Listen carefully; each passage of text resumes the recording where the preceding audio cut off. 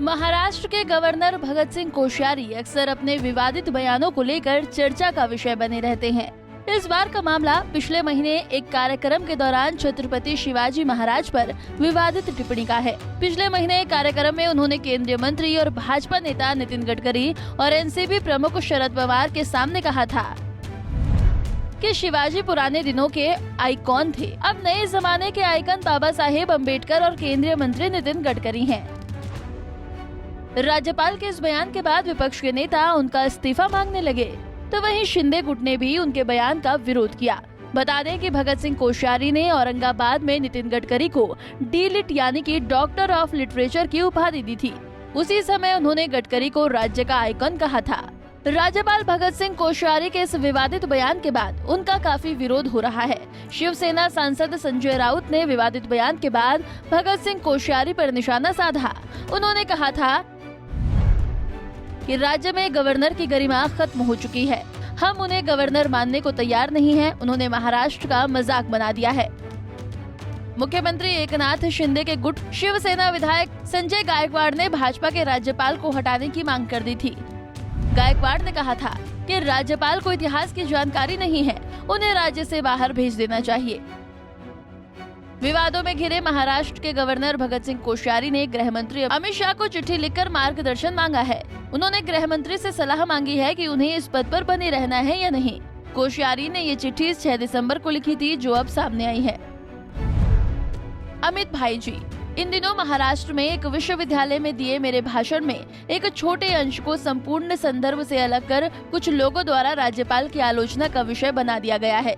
युवा पीढ़ी के सामने अपने आदर्श व्यक्तियों के उदाहरण हो तो वो उनसे प्रेरणा लेते हैं। स्वाभाविक है कि युवा वर्तमान पीढ़ी के कर्तव्यशील व्यक्तियों का भी उदाहरण चाहता है।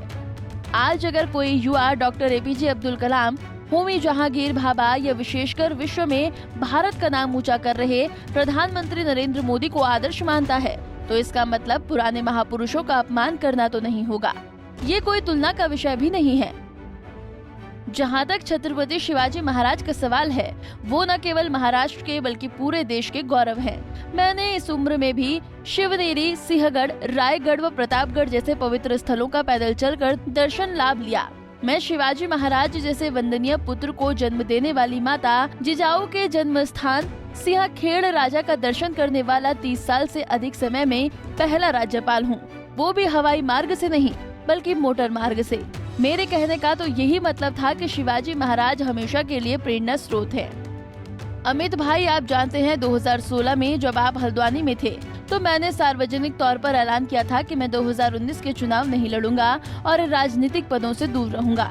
लेकिन प्रधानमंत्री नरेंद्र मोदी और आपने मुझ पर जो प्यार और भरोसा दिखाया, उसके चलते मैंने महाराष्ट्र गवर्नर का पद स्वीकार किया। आप जानते हैं कि अगर मैंने जानबूझकर कोई गलती की है तो मैं तुरंत माफी मांगने या उस पर पछतावा जाहिर करने से कभी नहीं हिचकूंगा। महाराणा प्रताप, गुरु गोविंद सिंह और छत्रपति शिवाजी जैसे बड़े आइकन्स की बेइज्जती करने के बारे में भी मैं सोच भी नहीं सकता हूँ। इसलिए मैं आपसे निवेदन करता हूँ कि इस स्थिति में मेरा मार्गदर्शन करें। इससे पहले भी भगत सिंह कोश्यारी ने मुंबई में एक कार्यक्रम में भाषण के दौरान मुंबई की आर्थिक राजधानी होने का क्रेडिट यहाँ के रहने वाले राजस्थानियों और गुजरातियों को दिया था। राज्यपाल कोश्यारी ने कहा था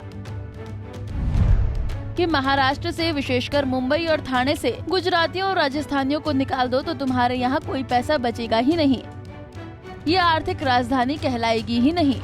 अब भगत सिंह कोश्यारी ने देश के गृह मंत्री अमित शाह को चिट्ठी तो लिख दी है। अब देखना ये होगा कि अमित शाह महाराष्ट्र के राज्यपाल का मार्गदर्शन कैसे करते हैं। Bureau report, Punjab Kesari TV. हमसे जुड़े रहने के लिए हमारे YouTube चैनल को सब्सक्राइब करें और नई वीडियो की नोटिफिकेशन के लिए बेल आइकॉन को दबाएं।